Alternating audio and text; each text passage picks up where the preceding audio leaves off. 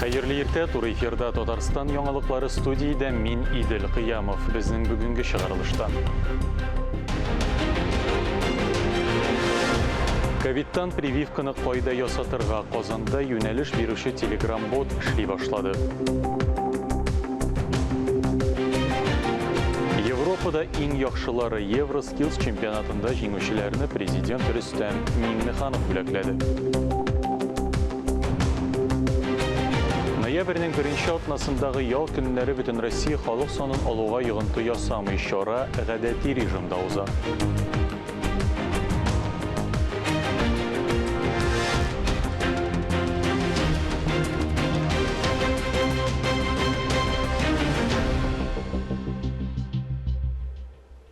Европада иң яхшылары Австриянең Грац шәһәрендә узган Евроскиллс чемпионатында Татарстан вәкилләре мәскәүлеләрне дә узып иң күп медальләр яулады. Ярышларның җиңүчеләрен һәм экспертларны Татарстан президенты Рөстәм Миңнеханов бүләкләде. Барлык көндәшләрдән дә остарак булып, ярышларның абсолют лидерлары исемен яуладылар. Илдар Сидаметов һәм Владислав Дюбанов бер юлы 2 медаль алды. Мобиль робот техникасы компетенциясендә, шулай ук чемпионатта иң күп җыелган очколар өчен алтын медальләр. Хәзер бу бүләкләргә Татарстан президентының рәхмәте дә өстәлде. В чемпионате было изменено конкурсное задание. Мы сумели грамотно и быстро подстроиться под эти изменения. Мы набрали с моим напарником 1400 баллов. 30-дан артык илдән 400 конкурсант һәм 50ләп компетенция. Россия катнашучылары барысында артта калдырды. Татарстан вәкилләре мәскәүлеләргә караганда да күбрәк медаль алды. 7 алтын, 4 көмеш, 3 бронза һәм һөнәри осталыклары өчен 2 медаль. Золотая медаль есть, теперь на тренерскую работу. Вероника Салатова визуаль мерчендайзинг, ягъни витриналарны бизәү компетенциясендә җиңеп чыкты. Я долго к ним шла, долго к ним. Мин җиңү өчен дә, яхшы күрсәткечкә ирешү өчен дә күп тырыштым. Бу минем өчен дә, тренерым өчен дә бик кадерле медаль. Хәзер Вероника да тренерлыкка күчә, осталыгын башка амбициоз егет-кызларга җиткерергә ниятли. Әлегә 21 яшен тутырмаган Степан Тюревной дөнья беренчелегендә катнашырга җыена. Чемпионат 2022 елда Шанхайда уза. Ресторан сервисы номинациясендә беренче тапкыр уңышлы чыгыш ясады. Я сейчас заканчиваю университет на преподаватель иностранных языков. Мин хәзер чит телләр буенча университетны тәмамлыйм. Киләчәктә Казан сәүдә техникумында укытырга планлаштырам. Чемпионатта катнашу зур хыялым. Һәр вакыт алга омтылырга кирәк. Киләчәктә Татарстанда эшкә калуыгызны телим, диде Рөстәм Миңнеханов конкурсантларга. Ваша победа на Евроскиллс 2021 – это высокая планка в чемпионатном движении. Важно удержать ее совместными усилиями, но мы способны и удержать. Эшче һөнәрләре хәрәкәтендә безнең республиканың казанышлары әлеге уңышлы шигарының дәлиле. Ләлә Зайнуллина, Инна Данилова, Айрат Каюмов, Татарстан яңалыклары. Илдә 30 октябрьдән 7 ноябрьгә кадәр ял көннәре игълан ителүгә карамастан бөтен Россия халык санын алу гадәти режимда уза. Бу хакта Росстат матбугат хезмәтеннән хәбәр иттеләр. Исәпкә алучылар йортларда булып сораштыруларны дәвам итә. Санитар-эпидемиологик саклану чаралары көчәйтелә. Халык санын алучыларны шәхси саклану чаралары белән тәэмин итәләр. Алар даими рәвештә COVID-19 тестларын тапшыра. Исегезгә төшерәбез, бөтен Россия халык санын алу 15 октябрьдә башланды. 14 ноябрьдә тәмамлана. Быелгы халык санын алуда беренче тапкыр кешеләр Россия Федерациясе дәүләт хезмәтләре порталында исәпкә алу бланкларын мөстәкыйль тутыра ала. 30 октябрьдән алып 7 ноябрьгә кадәр Татарстандагы кайсы предприятиеләр эшләячәк? Бүген бу сорауга ачыклык кертәләр. Инстаграмда турыдан-туры эфир вакытында вице-премьер Ләйлә Фазлыева шул хакта белдергән иде.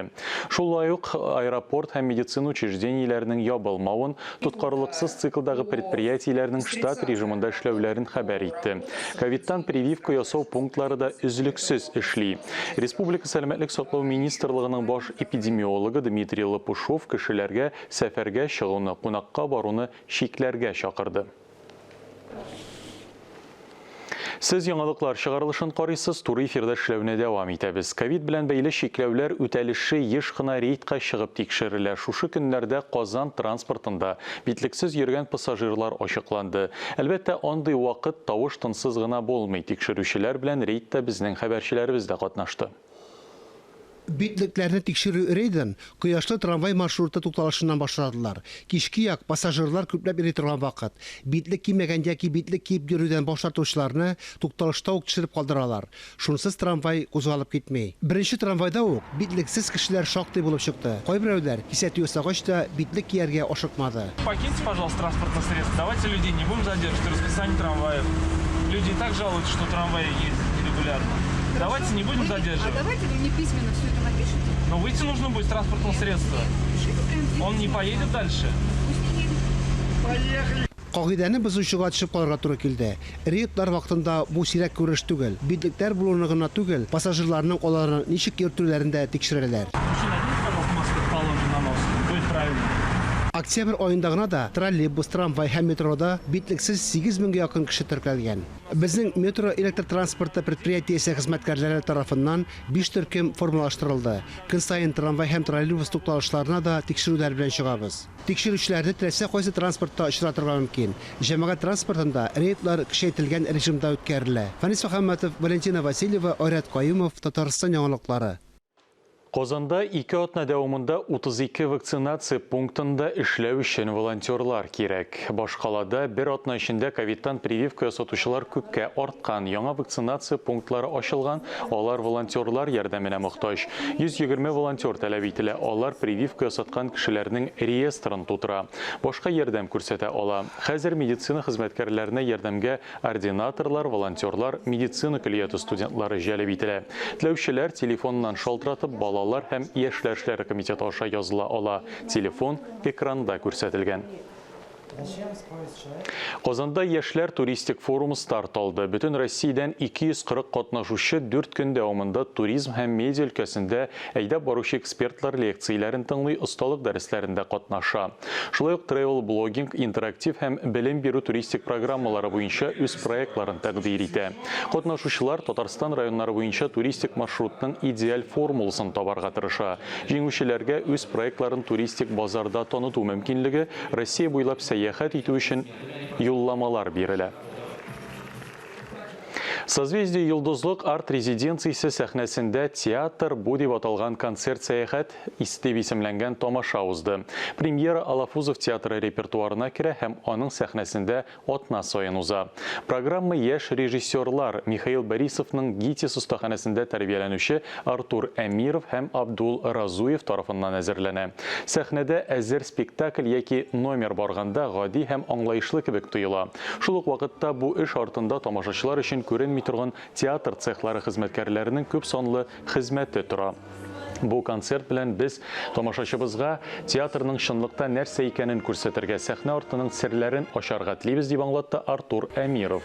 Яшь режиссер театр ул концерт сәяхәте театрның барлык хезмәткәрләренә хөрмәт күрсәтү һәм халыкка гади телдә сөйләү усулы белән уртаклашты.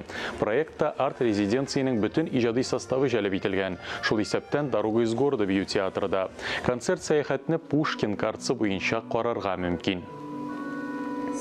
Biz үзебезнең театрыбыз белән тамашачыларны таныштырасы килде. Шуңа күрә шушы бүгенге тәүге концертыбызны яшь режиссерлар Артур Амиров, Абдул Разуев әзерләде. Безнең театрыбыз, спектаклебездә яшь артистлар катнаша. Труппабызның яшь артистлары. Безнең Пушкин картасы кысаларында да бик күп чаралар үткәреләчәк. Татар телендә дә, рус телендә дә, барлык телләрендә саклыйбыз, яратабыз. Чөнки безнең елыбыз да 2021 елда халыклар һәм телләрне саклау елы бит. Сәяхәт дигән сүз, минемчә ул бу спектакльнең дәвамын түгел, гомумән театр сәхнәсенә, театр эшенә, сәяхәтне аңлата. Бу эстрада номерлары да, бу совет вакытында башкарылган җырлар да, һәм инде бу пантомима, пластика, бию барысын бергә җыеп, шундый зур класс концерт оештырырга булдылар. Минемчә, яшь режиссерлар өчен бу мәйданчык бик тә уңайлы. Яңалыклар чыгарылышын дәвам иттерәбез алдагы минутларда. Түбән Кама кадетлары хәтер парадында катнашырга әзерләнә.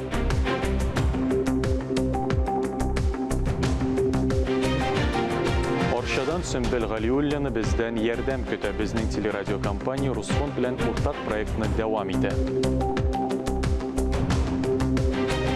Шихабетдин Мәрҗани исемендәге Тарих институты татарлар турында анимацияле фильм һәм татарлар җанисәпләрдә китабын тәкъдим итте.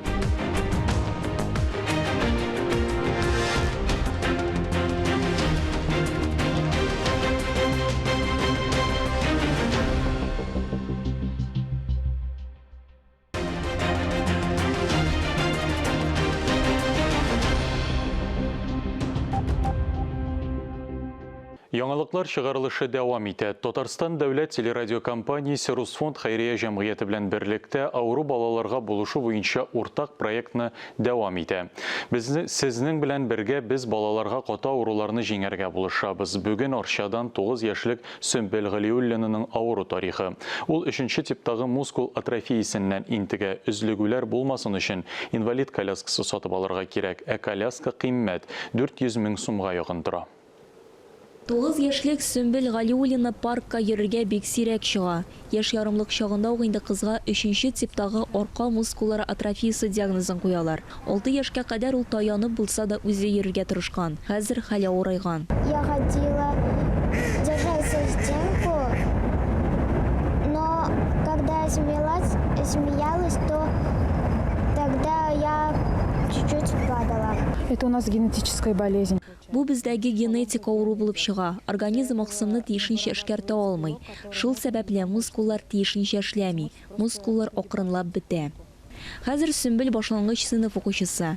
Коляска авыр, анда мөстәкыйль йөреп булмый. Шуңа күрә әти-әнисе йөрергә булыша. Все у нее было хорошо. Башта барысы да башка балаларга кебек хәле яхшы иде. Хәзер мәктәпкә үзе мөстәкыйль йөри алсын, зур тормышка әзерләнсен өчен тырышабыз.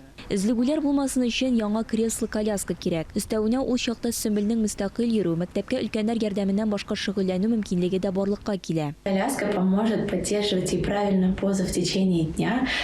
Яңа коляска кызга көн дәвамында гәүдәне дөрес тотарга, бөтен тәнгә дөрес көч бирергә ярдәм итәргә тиеш. Организмда өстәмә авырулар килеп чыкмасын өчен бу бик тә мөһим.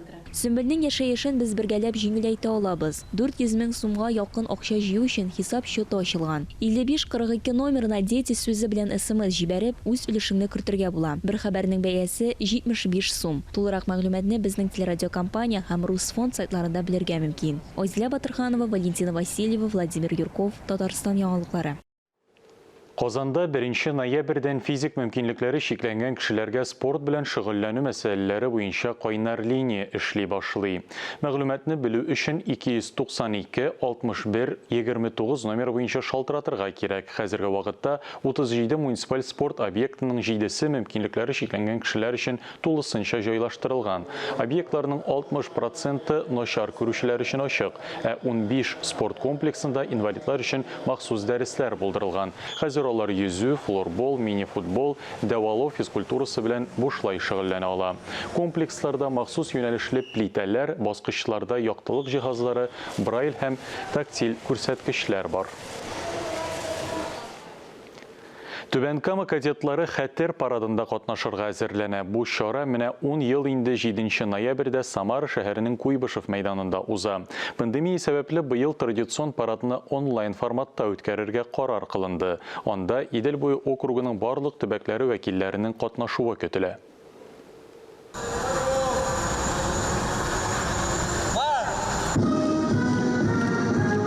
Команда бирелүгә кадетлар зода үз йөрешен башлый.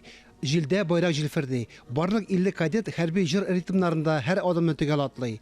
Быел пандемия сәбәпле Самарада узарга тиешле зур парадта бары онлайн режимда гына катнашырга туры килә.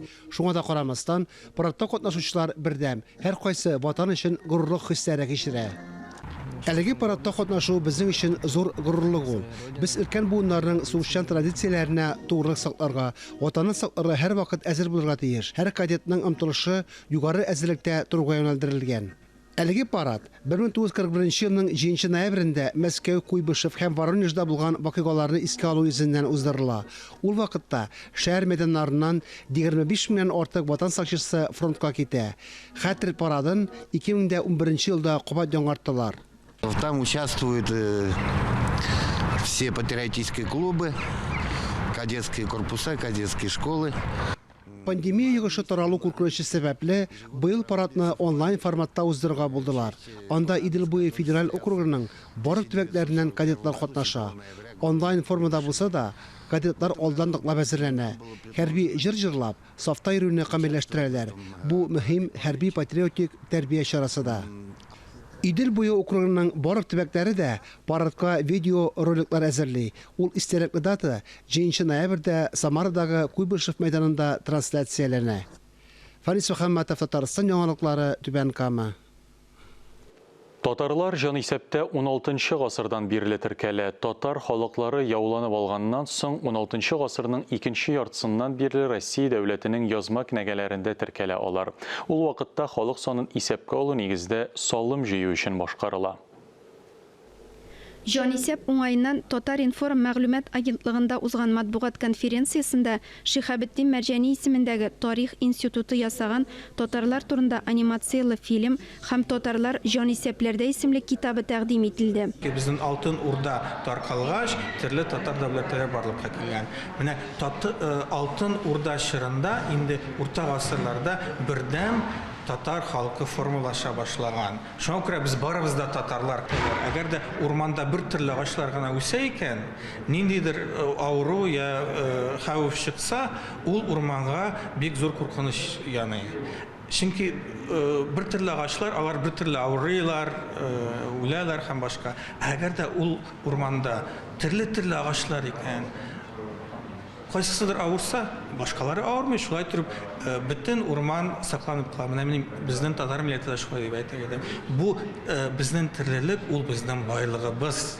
Китапта соңгы 3 гасыр дәвамында Россиядә узган җанисәп, татарларның көнкүреше тасвирлана. Китапның электрон варианты да бар. Китап ул фәнни популяр китап. Димәк, без монда ниндидер җитди мәсьәләләр турында фактик материал бирергә тырышабыз. Без аңлатырга тырышабыз. Инде менә бу җан исәпләр алу Россия дәүләтендә кашан барлыкка килә һәм инде без искә алабыз. Менә бу традицияне Алтын Урда чорында татарлар нигез салган. Фильмның нигезендә борынгы тарихыбыз тора. Кайларда гына яшәсәк тә, нинди генә җирле үзенчәлекләр булса да, безне барыбызны да уртак тарихыбыз, уртак мирасыбыз берләштерә. Ролик инде ул популяр ролик, бу инде тагын да киң җәмәгатьчелеккә каралган һәм монда инде без аңлатабыз. Менә бу безнең төрлелек ничек барлыкка килгән. 10 минутлык видеода татар тарихы, милләтнең үзенчәлеге чагыла. Ләлә Зайнуллина, Ринат Сахибгәрәев, Татарстан яңалыклары.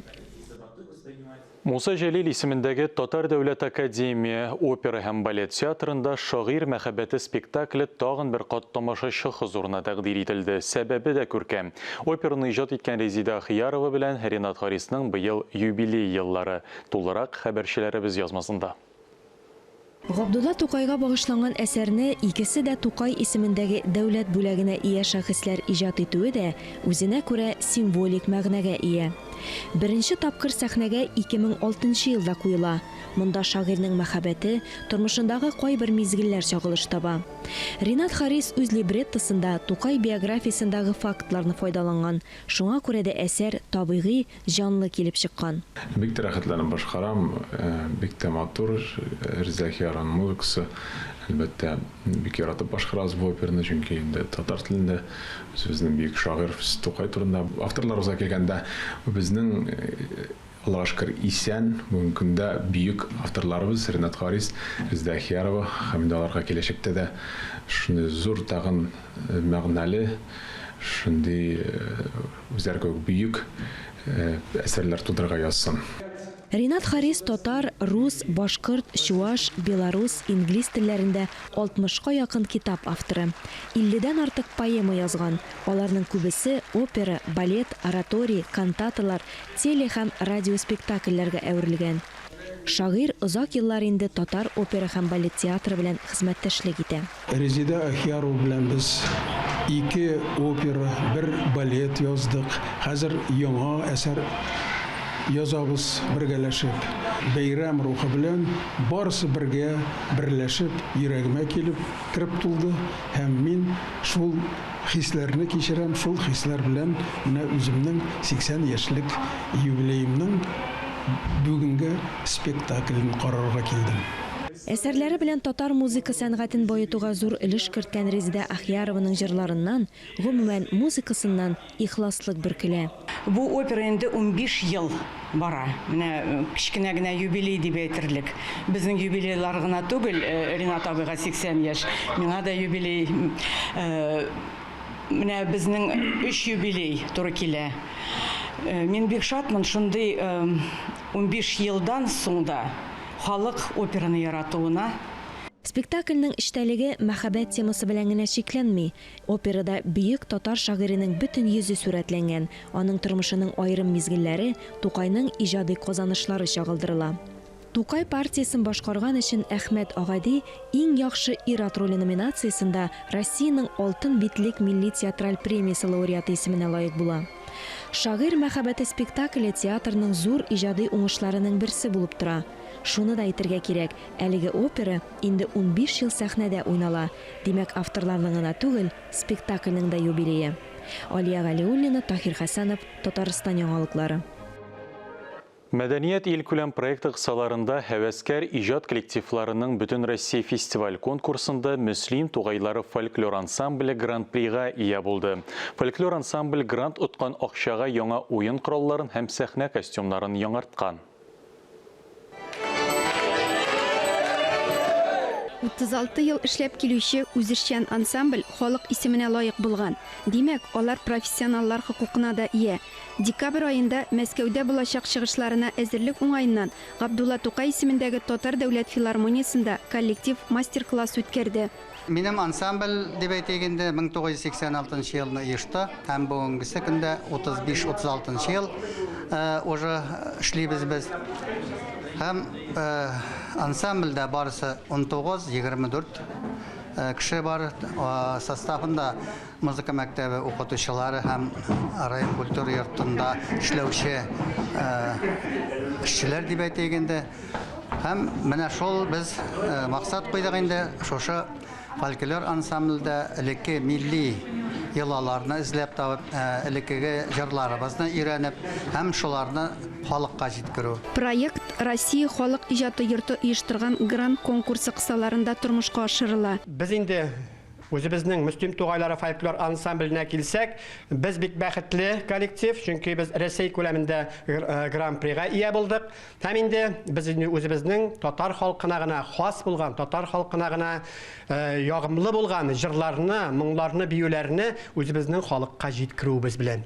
Мастер-класс программасында Мөслим тугайлары ансамбле белән бергә Татарстан Республикасы дәүләт фольклор музыкасы ансамбле үрнәк күрсәтте. Дәүләт фольклор ансамбле җитәкчесе Айдар Файзрахманов мөслимлеләргә үз киңәшләрен бирде.